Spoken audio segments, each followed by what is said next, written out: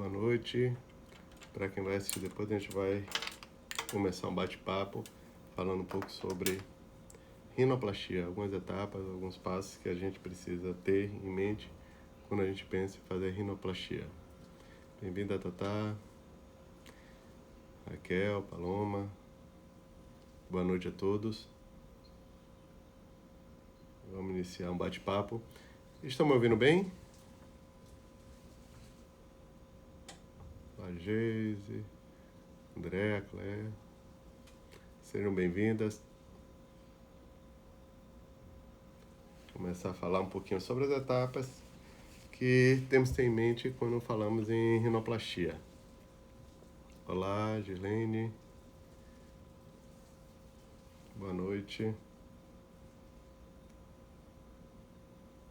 Pronto, tudo a ponto. Rinoplastia. Hoje, com as redes sociais, a nossa exposição é cada vez maior. E pensando em face, a gente não tem como esquecer a posição central que tem nosso nariz e como ele é importante quando a gente se imagina, como a gente se identifica. Olá, Valdirene, Girlene. Então, a gente imagina hoje que a gente quer estar muito bem, a gente tem uma preocupação muito com a imagem. E com a exposição hoje, com as redes sociais e com a realização de selfies, que é a fotografia de si mesmo, começou a se perceber e se evidenciar muito mais a relação do nariz no conjunto da face, e isso levou a uma busca maior aos consultórios de cirurgia para abordar muito essa região.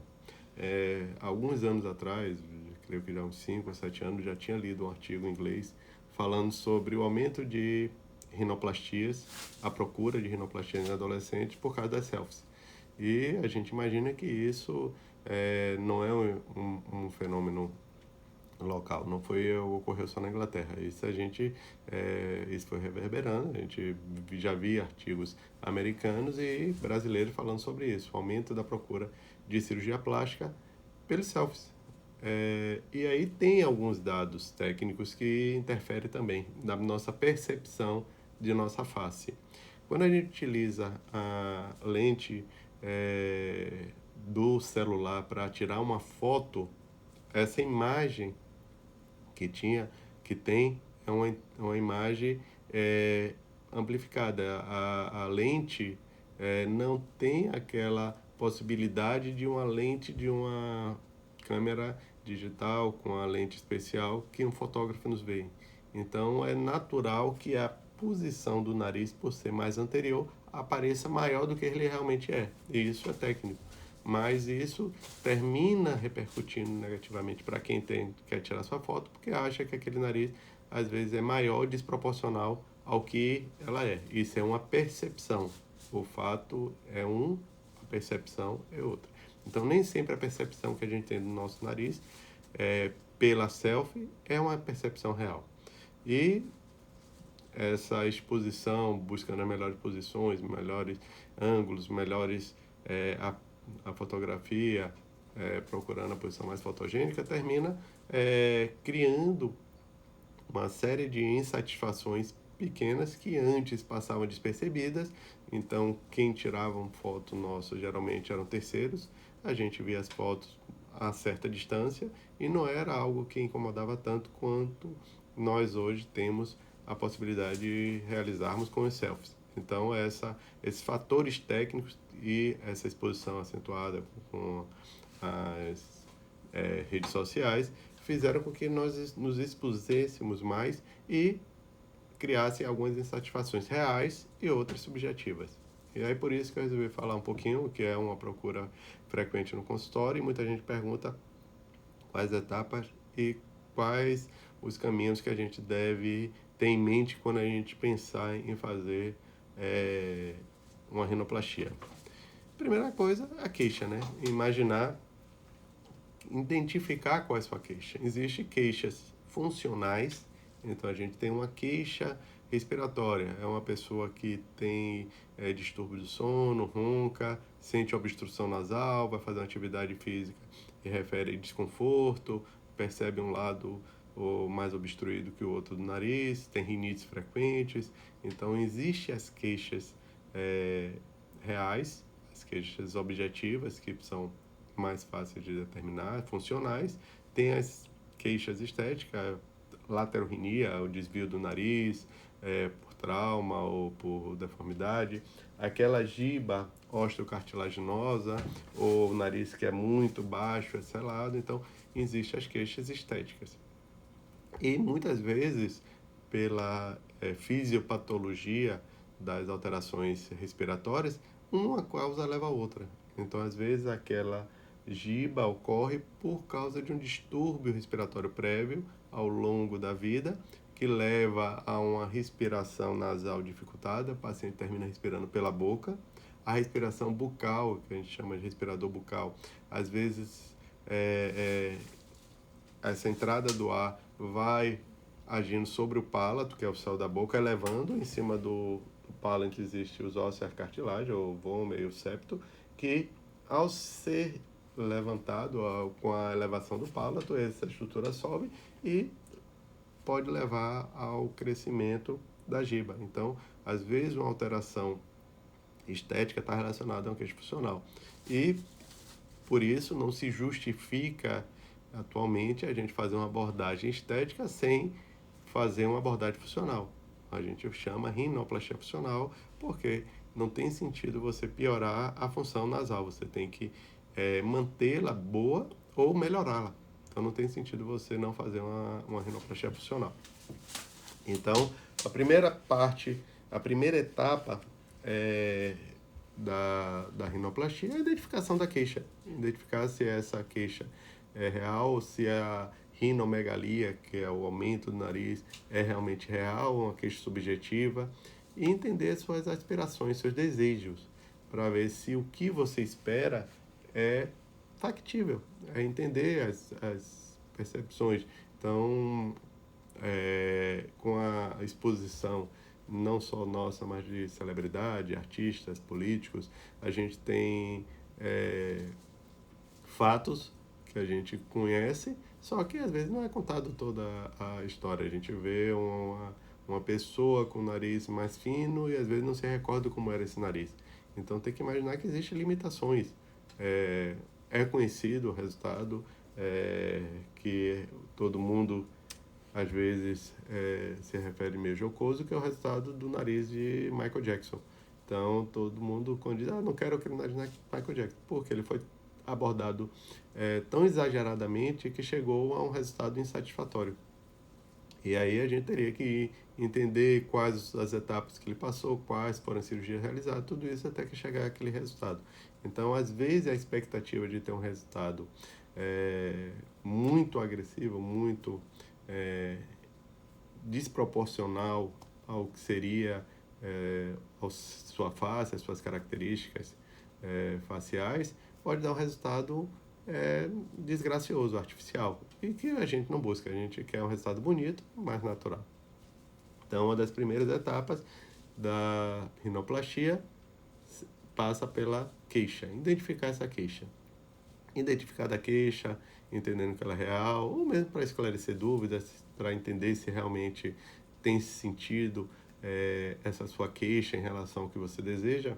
Oswaldinho, meu amigo, Vanessa, Larissa, olá, boa noite, Kátia, sejam bem-vindos.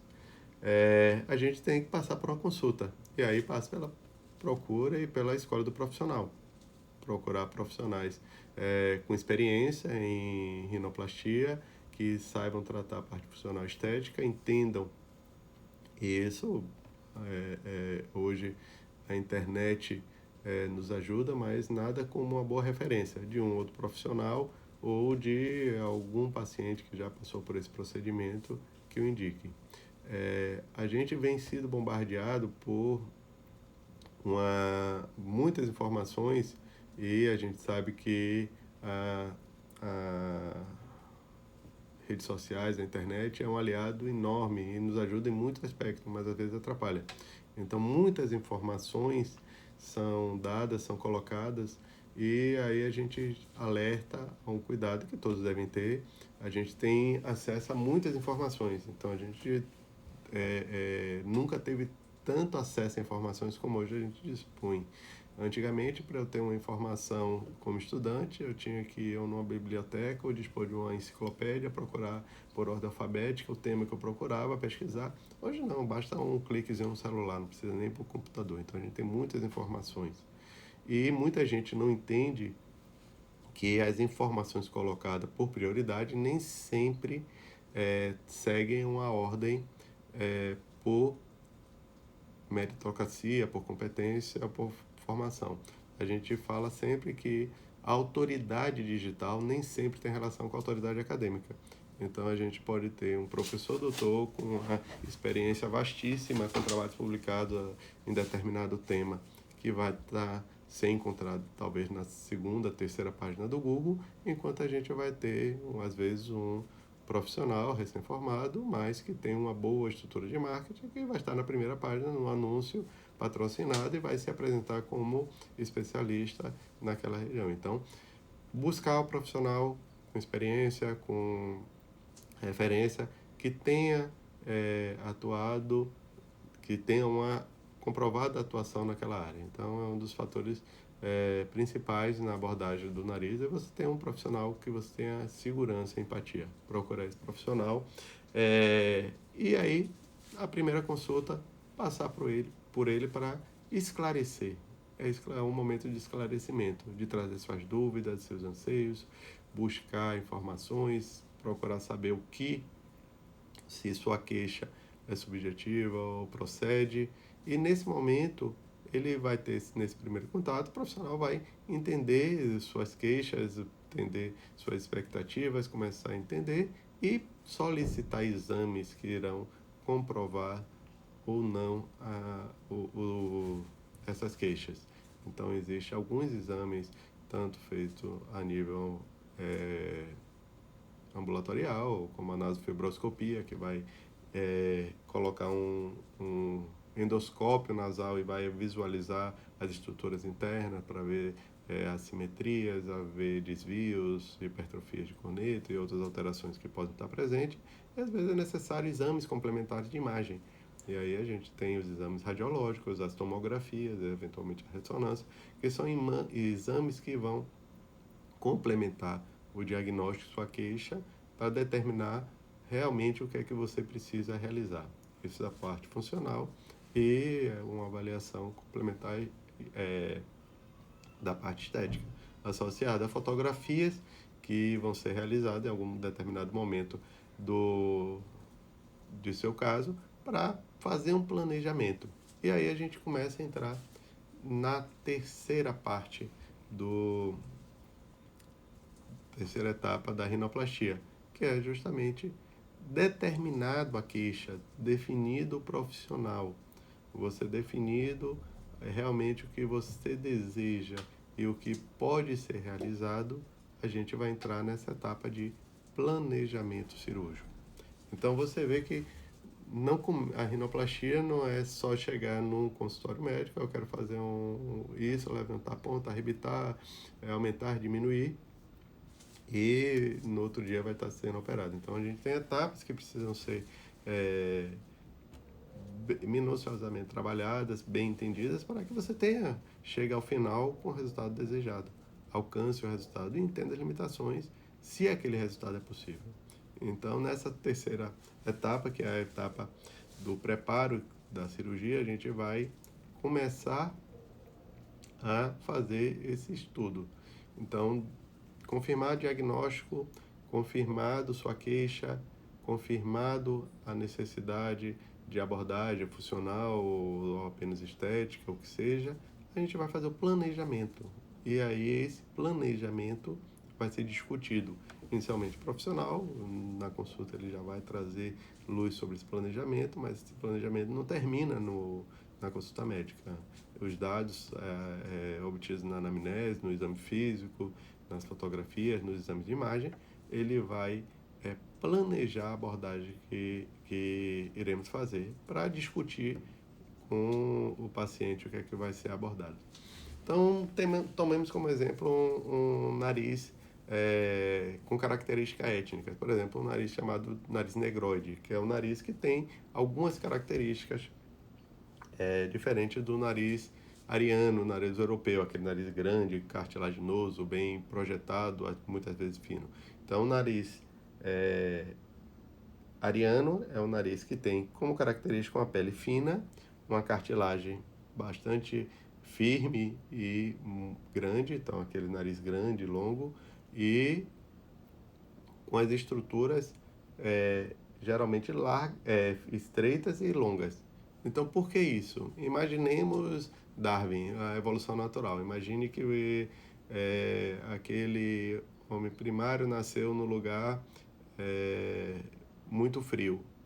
Quem estará mais apto a sobreviver? Um habitante que tem a capacidade de aquecer o ar ou uma pessoa que tem um nariz pequeno, que o ar inspirado é frio? Então, lembrando que a gente tem a função de respirar e o nariz tem a função de respiratória, de inspirar e expirar o ar, e também de aquecer o ar.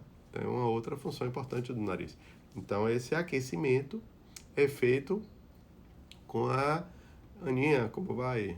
Antônio, meu amigo, um prazer tê-lo aqui. Então, o ar aquecido passa por esse nariz. Então, quanto mais longo esse nariz, maior o aquecimento.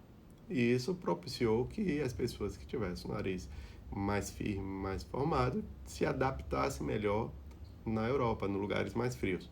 Por outro lado, imaginemos um habitante da África, onde a temperatura próximo dos trópicos é muito alta, onde o ar já vem aquecido, úmido, a gente não precisa aquecer o ar. Então, um ar mais aquecido, passando por esse processo, seria desnecessário durante a adaptação natural.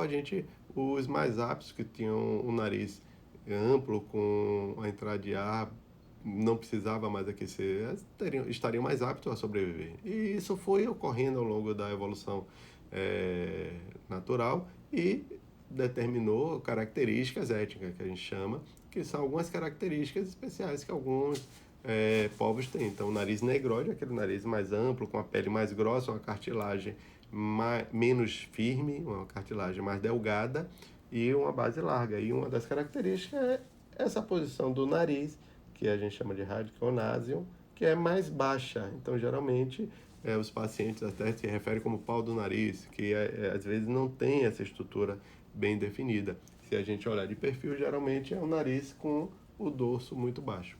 Então, a gente pensando no nariz desse, uma das queixas pode ser em relação a isso. E o desejo de aumentá-lo vai implicar em a gente colocar alguma coisa, alguma estrutura que aumente. Existem materiais aloplásticos que não são muito utilizados em muitos casos. A gente tem a possibilidade de usar o Medipol. Alguns países têm uma experiência muito grande com silicone. A gente utilizou no Brasil durante algum tempo. Ainda assim existe esse produto de silicone, mas não são tão utilizados como nos países orientais, que tem por algumas características, pele espessa e outras características, tem um resultado muito interessante. Muitos casos no Brasil evoluiu para extrusão, então a gente tem alguns outros materiais como o polietileno poroso, o Medipol, o Porex, que a gente pode utilizar, mas em geral a gente usa material autólogo, material da própria pessoa. A gente tira enxertos. Esses enxertos podem ser de osso ou cartilagem, dependendo da necessidade. Então isso tem que ser discutido com o paciente. Eu não posso chegar simplesmente para o paciente, fazer uma cirurgia de nariz ou tirar um retalho, um enxerto de galha, tirar um enxerto de costela ou um pedaço de crista ilíaca, e não informar a possibilidade de precisar fazer isso durante a cirurgia. Então, essas necessidades têm que ser discutidas durante o planejamento. Porque pode simplesmente o paciente dizer, não quero que faça isso. Então, você tem que explicar as limitações de não fazer isso daí. Então, por isso que é tão importante o planejamento, ele é feito e discutido com o paciente, para entender o que pode ser feito, o que pode ser retirado. Existem outros bancos de cartilagem, como a cartilagem auricular, a própria septo nasal. Então, existem fontes de cartilagem que às vezes não necessitam retirada em outras áreas, mas às vezes é necessário, dependendo da necessidade, a gente precisar fazer uma reposição. Vou pedir a vocês as dúvidas que forem surgindo, a gente separou algumas, mas os que vocês quiserem saber ou quiser que eu pare um pouquinho, como é um bate-papo, a gente pode em qualquer momento estar parando e falando um pouquinho mais de determinado ponto. Ô Sandra, como é que vai? Obrigado. Então a gente tem essas necessidades. Por outro lado, a gente tem um nariz grande, a rinomegalia, a giba, a osteocartilaginosa, onde a gente precisa diminuir. E isso vai ser retirado. Então é uma cirurgia, uma foi uma de adição, outra de subtração. Eu vou tirar parte do nariz, vou reduzir o nariz, reduzindo a parte óssea, a largura às vezes do nariz. E isso a gente tem que discutir com o paciente as repercussões e o resultado que pode ser obtido, para ele entender as limitações. Então, esses cuidados do planejamento, ele continua na cirurgia, nesse preparo pré-operatório, na discussão, e que vai se continuar no pós-operatório, no cuidado, que seria a quarta etapa do quarto passo da rinoplastia. Então, quando a gente vai fazer a rinoplastia, uma das coisas que temos que entender é que normalmente o resultado definitivo é a médio a longo prazo. E o que é que eu falo de médio a longo prazo? De 6 meses a 1 ano, às vezes, o resultado definitivo. As estruturas nasais, eu já comentei que são diferentes de pessoas para pessoas. Depende das características individuais, étnicas, e essas características vão determinar evoluções diferentes, assim como a abordagem cirúrgica diferente. Uma abordagem endonasal, endoscópica para um septo vai evoluir de uma forma diferente de uma abordagem aberta, o que a gente chama exorrino, onde a gente abre todo o dorso nasal, tem fratura, tem osteotomia, tem colocação de tecido de galho. Então, essas evoluções vão ser diferentes, vão ser de acordo com a cirurgia, com o tipo de abordagem realizada. Dependendo da abordagem, a evolução, o trauma cirúrgico vai ser maior ou menor, essa evolução vai ser mais rápida ou mais lenta. Então, a gente tem que entender que o resultado nasal é um resultado a longo prazo. Quem já fez ou quem conhece alguém que já fez nariz, sabe que a cada mês, a cada tempo que você revê a pessoa, você observa uma diferença. Você vê, poxa, está diferente, está um pouco, está mais bonito. Porque essa evolução é contínua, ela passa por várias etapas. O edema, principalmente de perfil, você percebe mais cedo. O edema do dorso diminui, é lento, mas vai diminuindo. Você percebe essa parte, mas os detalhes de ponta, de definição da ponta, da estrutura, até o pinçamento, quando você pega a pele, hoje se você pegar no seu nariz, você vai perceber, você consegue praticamente pinçar a pele do nariz.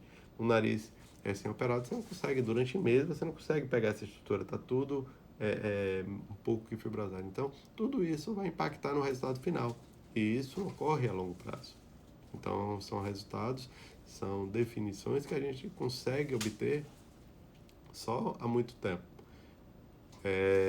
Então, são coisas que a gente tem que ter em mente, entender as limitações, entender o resultado, e isso tem que estar muito claro para os dois, para o médico e para o paciente, para que não ocorra insatisfação no pós-operatório. A gente entender o que o paciente deseja, explicar, tentar ser o mais claro possível de explicar onde pode chegar.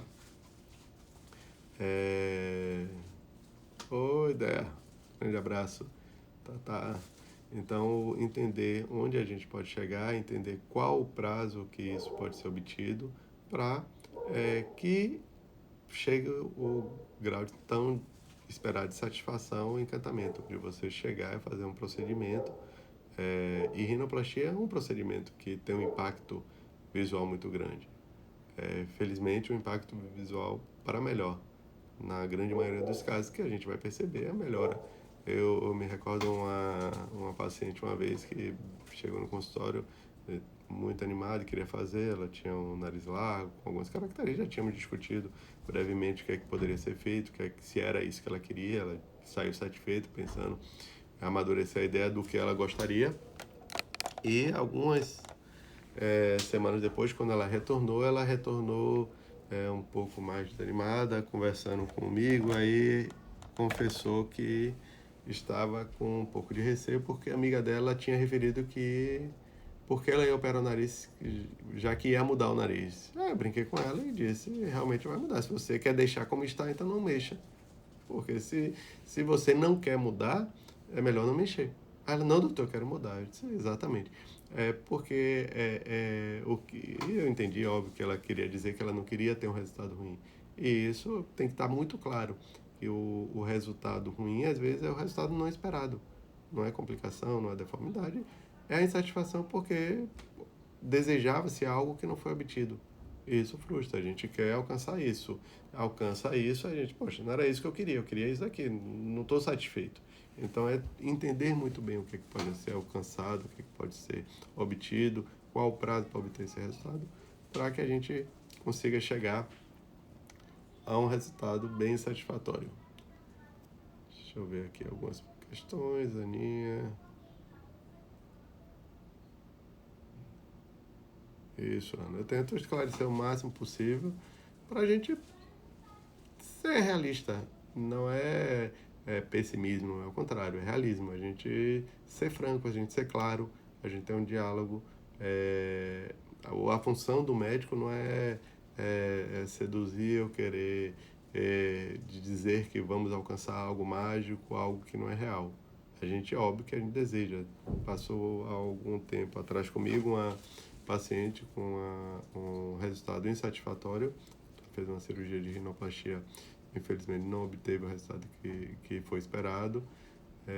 E aí a gente propôs uma coisa que a gente utiliza geralmente como recurso de planejamento, é as imagens. A gente usa imagens, faz simulações, usa recursos digitais para ter uma noção.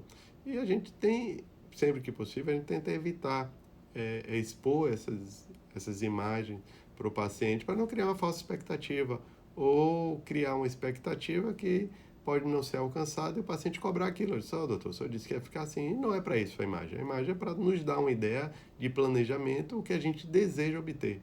E esse resultado pode ser obtido ou não de acordo com as características da evolução dos cicatriciais, que não depende, às vezes, do profissional. E aí, no caso dela, ela insistiu muito e eu terminei trazendo uma simulação do que a gente pensava em obter. E aí ela olhou, ela ficou meio, eu percebi que ela ficou um pouco frustrada, ela disse, doutor, você só vai alcançar isso? Eu disse, espero que não, eu espero alcançar mais.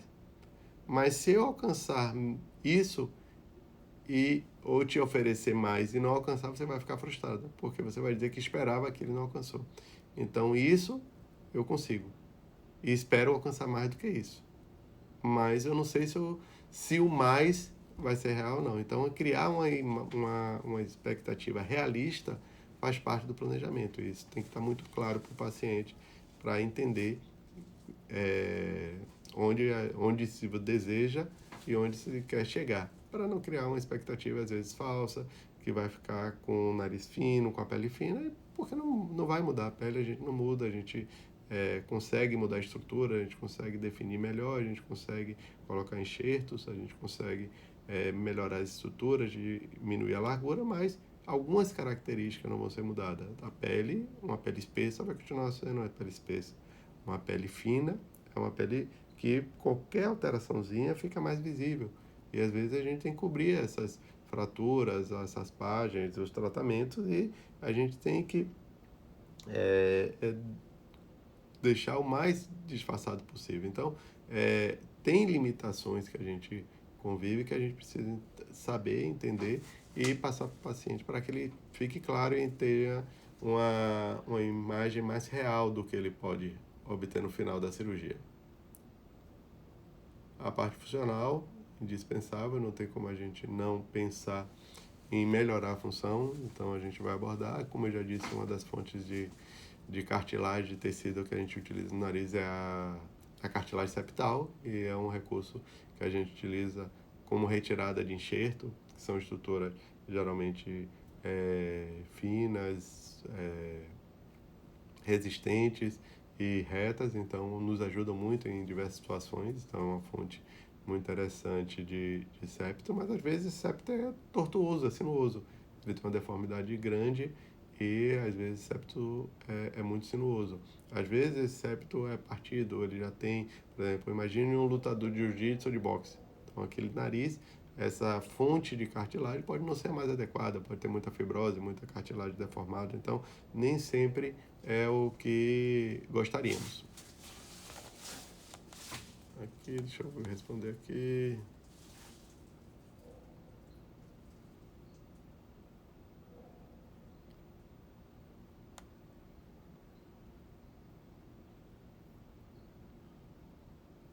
Rinoplastia e rinomodelação. Vou responder a Tatá aqui. O que é a rinomodelação? Então, é um procedimento estético onde você vai fazer uma modelação nasal utilizando preenchedores, para dar uma forma ao nariz. Então, se você tem um dorso baixo, você consegue aumentar.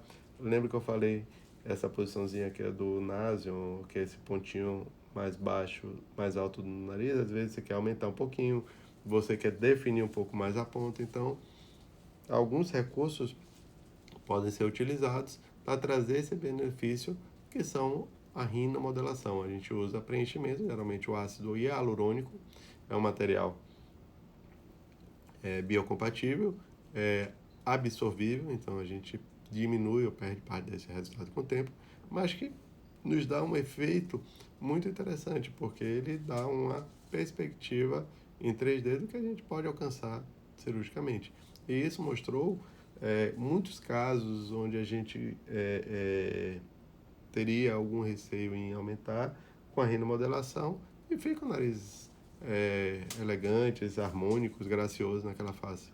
Então, se você olhar fotos de perfis de vários modelos, mulheres lindas, artistas, tudo, você percebe que nem todas têm nariz pequeno. Algumas têm um nariz longo, grande e marcante, são narizes bonitos. Então, alguns casos, o aumento e às vezes a queixa do paciente é achar o nariz grande, é reduzir, às vezes não é isso, ele é largo, porque imagine essa linha que sai do supercílio contornando o nariz, é uma linha estética nasal. Quanto mais largo, dá a impressão de mais grosseiro. Então, às vezes, a mulher tem um nariz um pouco mais largo, porque isso é baixo. Então, o dorso é baixo, ela dá a impressão de largura. E ela quer diminuir porque acha o nariz grande. Na realidade, o nariz é pequeno. Porque se você imaginar, se você vai pegar a ponta, arrebitar, você vai deixar menor. E se você fraturar ele e reduzir aqui, ele vai ficar muito pequeno, vai ficar um nariz desproporcional àquela face. Isso a gente visualiza muito bem na rinomodelação. Quando você preenche ele e você imagine um cone, uma pirâmide, um telhado, que você aumenta a telha, você deixa ele mais fino. Então, a visão anterior, uma coisa assim, vai perceber ele mais largo. Mesmo que a base seja a mesma, ele vai dar a impressão de mais fino.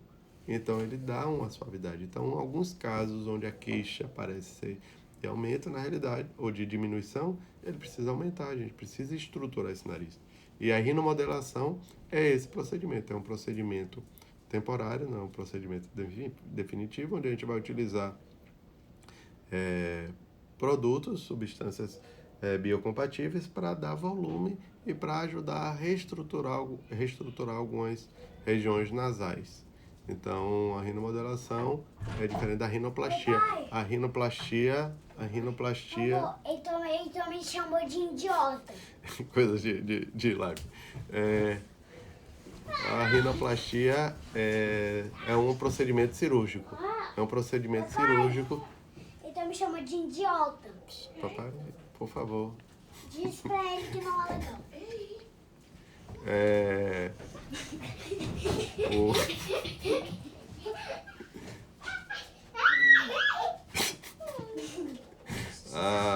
A rinoplastia é o procedimento cirúrgico. É o procedimento, é a plástica do nariz, onde a gente aborda cirurgicamente o nariz, a gente anestesia, toma anestesia, em geral, é um procedimento sob anestesia geral, é o mais indicado na maioria dos casos.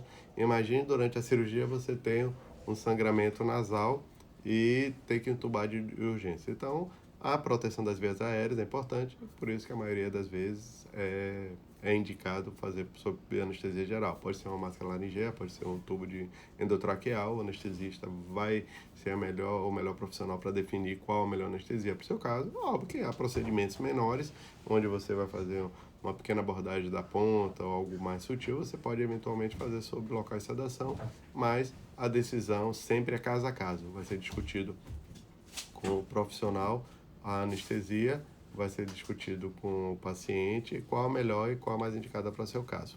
Tá certo? Fez sentido, Tatá? Espero ter Tá aqui. O nariz alto, depois que faz a rinoplastia, muda algo após o lábio. Alguns casos, sim.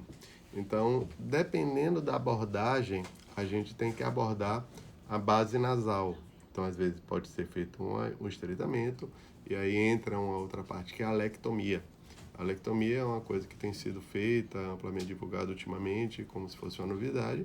E a alectomia, que é a redução da base nasal, tem várias técnicas, é uma etapazinha do procedimento cirúrgico, às vezes a última. Às vezes a gente monta o nariz todo, reestrutura, dorso, ponta, e aí a gente avalia se a estrutura da base nasal está adequada para aquele perfil ou não, e se precisa ou não aumentar ou diminuir essa região. Então, tem sido divulgada como um procedimento cirúrgico que vai mudar os narizes. Imagine que a gente tem um introito nasal que tem a função de permitir a entrada do ar. Se eu estreitar muito, o ar não vai passar, vai causar um problema. Como corrigir isso? Uma cirurgia muito mais complexa. Então, a alectomia é uma etapa, uma partezinha da rinoplastia, e tem que ter muita atenção, muito cuidado na indicação exagerada desse procedimento como solução de muitos casos. E não é uma partezinha da rinoplastia como todo, assim como é a bichectomia. Então, é muito comum o pessoal indicar bichectomia, e já vi muitas insatisfações por pacientes que tinham uma projeção malar acentuada, a maçã do rosto projetada, às custas de tecidos moles e da estrutura óssea, e fez a bichectomia porque achava que ia diminuir a fazer. E aí acentuou, porque diminuiu aqui, essa região ficou mais projetada. Então, além do mais, a gordura facial, ela dá a definição. Quem já viu ou conhece pacientes soropositivos que, principalmente algumas décadas atrás, tomava o coquetel e perdia muita gordura facial, ou atletas, são pessoas que malham muito, tem uma perda muito grande, atletas de ponta, de triatletismo, maratonista, que tem uma perda de gordura facial muito importante, e a gente tem uma perda natural da gordura facial quando a gente envelhece. Imagina você tirar, porque você está um pouquinho acima do peso, aí tira. Quando emagrece, aí faz falta. Então, a indicação tem que ser precisa, tem que ser caso a caso, discutir caso a caso sua expectativa, seu desejo, para alcançar o seu resultado mais esperado. O nariz alto, depois que a rinoplastia muda, assim, voltando, perdão. Quando a gente mexe na base nasal, assim, na alectomia, dependendo da técnica e da necessidade, a gente pode descolar um pouquinho o periósteo ao nível da espinha nasal, e esse descolamento é uma das técnicas que a gente faz para cobrir o sorriso gengival. Aquelas pessoas que sorriem, que tem o lábio muito curto e cobre a gengiva. Então, quando a gente descola um pouquinho, isso pode fazer com que isso relaxe um pouquinho, seja, cubra um pouco da parte da gengiva. Então, essa alteração pode acontecer, geralmente é temporária, mas pode, dependendo do desejo e do que foi feito, pode ser permanente. Uma outra alteração é quando a gente tem que estreitar muito essa região, que algumas vezes é o caso da queixa do paciente, e uma das técnicas que nós utilizamos, além da liberação e do fechamento, é fazer um pontinho de cerclagem, um pontinho que vai de um lado a outro, então dá uma segurada. Esse ponto não é definitivo. Então imagine que você coloca um brinco, faz um furo, mas começa a usar um brinco de metal muito pesado. O que é que vai acontecer? Com o tempo vai lascar. Então imagine se você passar um anzol aqui e ficar puxando. Vai lascar. Então esse ponto, ele vai segurar durante o tempo, mas a ação dinâmica da face vai continuar. Você vai continuar sorrindo, chorando, movimentando, se alimentando, comendo, mastigando. Então esse ponto ele vai Com o tempo, diminuir sua tensão, vai diminuir sua ação e vai relaxar ou mesmo soltar. Só que durante esse processo vai fazer uma cicatriz em volta desse. E isso pode fazer com que segure um pouco mais. E essa é a intenção quando a gente faz essa redução, é fechar. Porque se a gente fizer e continuar movimentando, a gente vai voltar ao resultado anterior. Então, um dos desejos é reduzir. E isso pode impactar com essa alteraçãozinha sobre o lábio. Dependendo do que for planejado, isso pode ser temporário ou pode permanecer um pouco mais de tempo. Olá, Gaudi.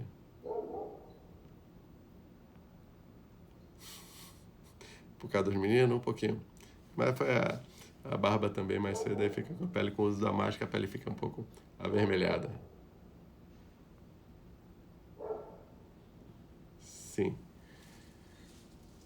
Às vezes eleva um pouquinho, às vezes, dependendo do desejo, às vezes a gente abaixa um pouquinho. Então, quando a gente quer rejuvenescer, porque é um alongamento do lábio, às vezes a gente reduz para diminuir. Às vezes, quando a gente tem um sorriso gengival, a gente solta um pouquinho para ele cobrir um pouquinho a gengiva. E sim, Iago, a rinoplastia, como a gente diz, a intenção é satisfazer ou melhorar determinada queixa. Pode ser funcional ou estética. E quando a gente tem uma queixa estética, a gente tem que entender bem o que o paciente deseja, buscar os recursos cirúrgicos para obter aquele resultado. Então, a maioria das vezes, o resultado é para melhorar. E, infelizmente, algumas complicações podem ocorrer, não é diferente de outras cirurgias, são cirurgias estéticas, não só faciais, como corporais, mama, lipo, abdômen. Então, tem os fatores que são controláveis, que a gente controla, e tem fatores incontroláveis, como a evolução, infecções, desvios, traumas, ou iatrogenia em alguns casos. Então, a cirurgia, às vezes, não obtém um resultado desejável por não ter entendido ou não ter obtido o que o paciente deseja. Felizmente, como eu disse, a grande massa, a grande maioria dos casos, a gente consegue melhoras. Então, a gente melhoras é importante, muda o perfil, muda para melhor. Então, a complicação pode levar a resultados insatisfatórios, em alguns casos, certamente. Não é uma coisa do outro mundo. Em nenhuma cirurgia, por isso que é tão importante a confiança, o conhecimento do profissional, entender as limitações, o que é que pode ser obtido e buscar a melhor indicação para o seu caso. Tínhamos pensado também em falar um pouco sobre características étnicas e que são também queixas frequentes. Muita gente pergunta por que tirar enxerto, por que não fazer, e entender por que às vezes a gente precisa de determinado tipo de enxerto pode te oferecer um resultado maior, porque a gente consegue mais tecido, a gente às vezes quer um ganho maior e esse ganho é obtido com um enxerto de maior volume. Um enxerto septal às vezes é pequeno. A gente, como eu disse, tem outros recursos, a gente pode utilizar enxertos auriculares. Não na forma dele inteiro, porque a gente sabe que os acidentes anatômicos da orelha são curvos, então não é uma boa fonte de enxerto se eu quero uma lâmina mais reta. Mas a gente pode usar alguns recursos para utilizá-lo, como picotá-lo, fazendo um enxerto numa bolsa que a gente tira de tecido, faz uma bolsinha como se fosse uma salsichinha e coloca no dorso. Então, a caso que pode ser discutido, entendendo o que você deseja e mostrando o que pode ser obtido. Às vezes não é imposição, mas a clareza do médico às vezes é importante para não utilizar recursos menores do que precisaria e o resultado ser menor do que se desejaria e deixando com resultado insatisfatório. Por exemplo, você propôs uma retirada de cartilagem costal, um outro enxerto maior para dar uma altura maior do dorso, o paciente não quer, ele às vezes não deseja. E você vai trabalhar com os recursos que você tem, com o septo, com a cartilagem auricular, e às vezes esse recurso é insuficiente para o que você gostaria ou o que o paciente esperava. Então, É o caso de ser um pouco mais claro com o paciente, explicar que não vai obter aquele resultado se não for daquela maneira. Se não for aquilo e se o paciente deseja algo mais que você percebe que não vai alcançar, ter a clareza e a humildade de reconhecer que com aqueles recursos não vão ser suficientes para obter aquele resultado.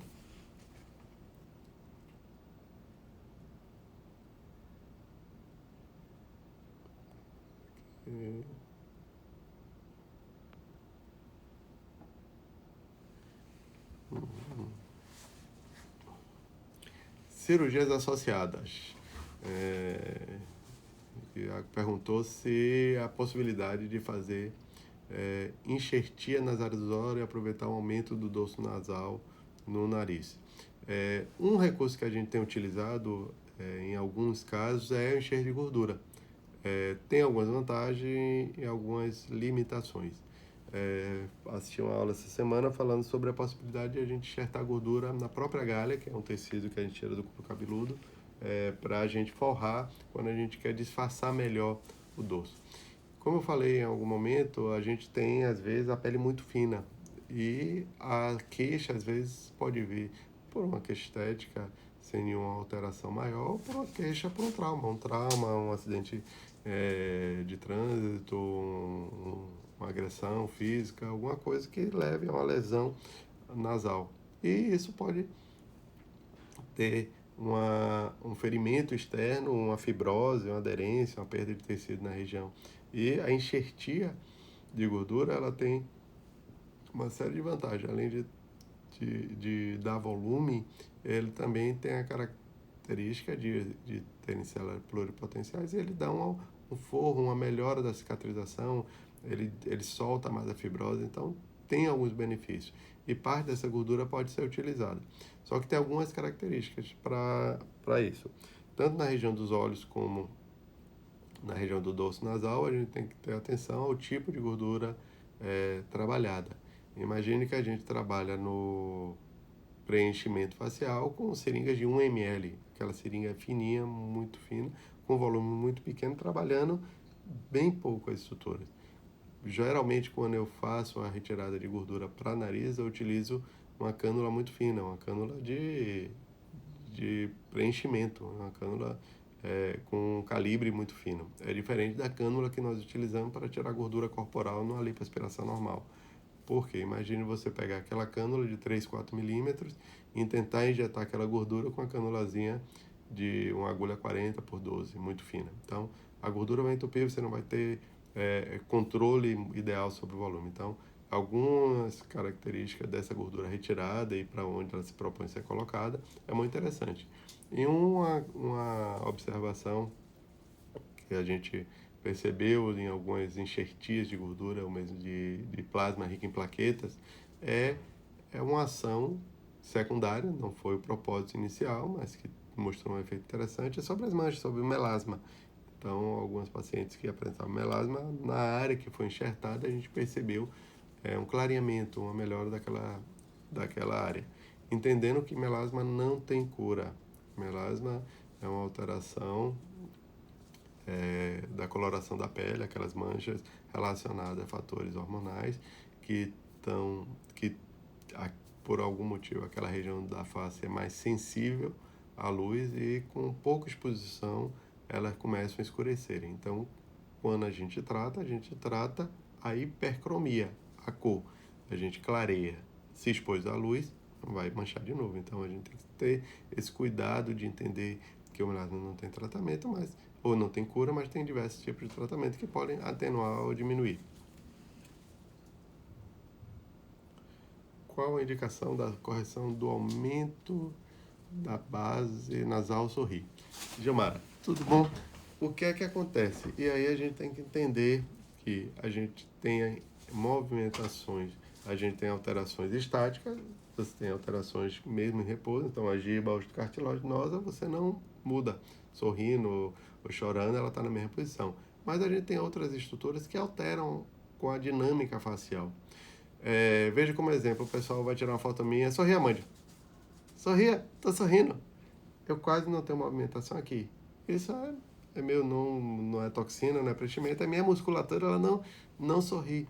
E aí isso me traz um benefício que é chegar aos 53 anos sem rugas ou sulcos mais marcantes aqui.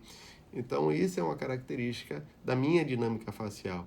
Agora imagine uma moça bonita com um sorriso como Cleo Pires, uma boca desse tamanho, ao sorrir vai trazer a musculatura, vai trazer o lábio o mais distante possível e isso vai fazer com que a base nasal ela se alargue. Então isso vai ocorrer em pessoas mais, outra menos, e isso pode se apresentar. Então imagine o nariz ariano, o nariz fino de uma paciente que tem um nariz delicado, fino, mas ao sorrir ela tem um sorriso muito amplo, muito bonito e isso alarga um pouco. Então isso é só ao sorrir. Agora você imagine uma paciente que já tem as características étnicas, o nariz negroide e tem esse sorriso bonito, amplo, e isso vai alargar mais ainda. Então a estrutura da base a gente pode estreitar com alectomia, com essa cirurgia. Como eu disse, em alguns casos a gente faz descolamento subperiostal do osso e pode fazer um ponto de fixação reduzindo essa movimentação, mas isso costuma ser temporário, porque o que vai permanecer é a fibrose cicatricial, é o processo cicatricial e a redução que foi feita. Por quê? Ao sorrir, a musculatura, a gente não vai manter essa musculatura zigomática parada, ela vai voltar os músculos a agirem e vai voltar a abrir um pouco. Provavelmente de forma mais satisfatória, mais comedida, mas vai voltar. Então a gente não vai recomendar jamais que pare de sorrir. Mas ao sorrir, a parte dinâmica vai funcionar e termina trazendo esse efeito. Iago me perguntou, eu comentei um pouco antes, Iago, a cirurgia pode ser feita em algumas situações com anestesia local e sedação, mas nem sempre é a melhor indicação, principalmente porque, como a gente comentou, a gente busca fazer uma rinoplastia funcional, onde a gente vai buscar a melhoria da função e da forma. E na função a gente muitas vezes tem que abordar as estruturas internas, retirar de enxertos no septo, mexer em tortuosidade, tratar os cornetos, se tiver sinusoplastia, alguma coisa para abordar. E a melhor anestesia nesse caso é a que protege as vias aéreas.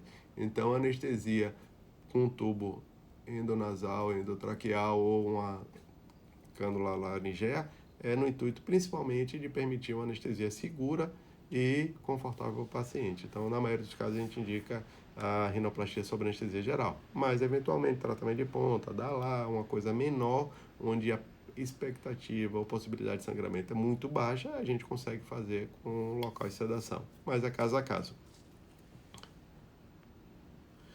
Quando o dorso é extremamente baixo, a cartilagem da costela será sempre necessária? Nem sempre e nem é a única opção. Como eu disse, às vezes a gente precisa uma estrutura, a gente precisa aumentar. E esse aumento pode ser feito com estrutura cartilaginosa, preferencialmente, ou óssea. Mas lembremos que dependendo da idade, a costela ela vai ossificando, então a gente não tem um banco de cartilagem eterno. Então, em algumas situações, a cartilagem está ossificada, não é a melhor posição. A gente tem outras estruturas ósseas que a gente pode utilizar como área doadora. Tem o rádio, que é uma partezinha do osso no braço, a gente tem a crista ilíaca, a gente tem calota craniana. Então, a gente tem outras estruturas que podem ser utilizadas quando a gente não dispõe de cartilagem. Mas, às vezes, a cartilagem é a melhor opção, porque a gente quer estruturar não só o dorso nasal, a gente quer estruturar a ponta, a cartilagem, botar um enxerto septo-columelar, botar um enxerto entre o septo e a columela, botar um enxerto na columela para projetar, fazer um enxerto de ponta, e aí a cartilagem costal é uma ótima área para esses casos todos. Mas nem sempre é a única e nem sempre é a mais indicada.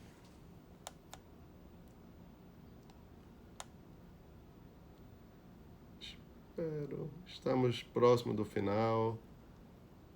Não temos... Deixa eu ver se passei mais alguém.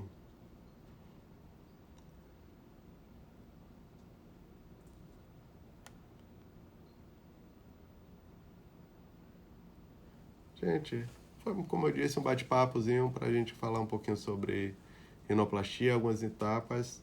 Então, só lembrando, a primeira etapa é pela identificação da queixa, está claro sua queixa, entender sua queixa estética, funcional, se sua queixa é real, subjetiva.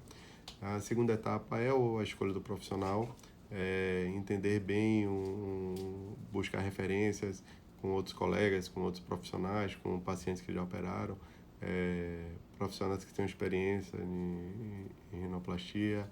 Não existe, são áreas de atuação, não é uma especialidade médica a rinoplastia, ela está dentro da otorrinolaringologia, como está dentro da cirurgia plástica, então existem profissionais que têm uma experiência muito grande, apesar de existir a rinologia, mas não é uma área de atuação, não é uma especialidade cirúrgica reconhecida.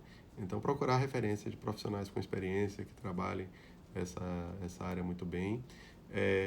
Entender com ele na consulta, discutir todos os prós e contras, entender as limitações, fazer um bom planejamento do que espera, do que deseja e, finalmente, na cirurgia, entender que o resultado no pós-operatório não é imediato, é um resultado a médio e longo prazo.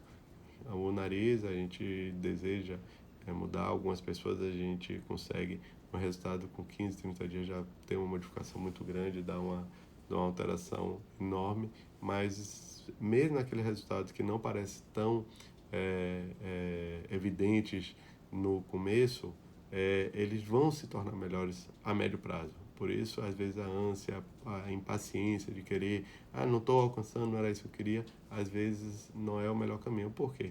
O resultado da rinoplastia, dependendo da cirurgia realizada, do que foi feito, vai ser a médio prazo.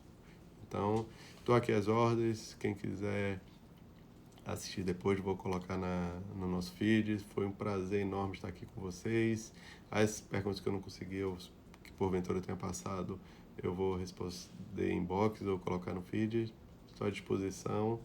E até breve. Espero semana que vem, na próxima segunda, estar falando mais algum tema aqui com vocês, discutindo mais algumas coisas. Um grande abraço. Boa noite a todos.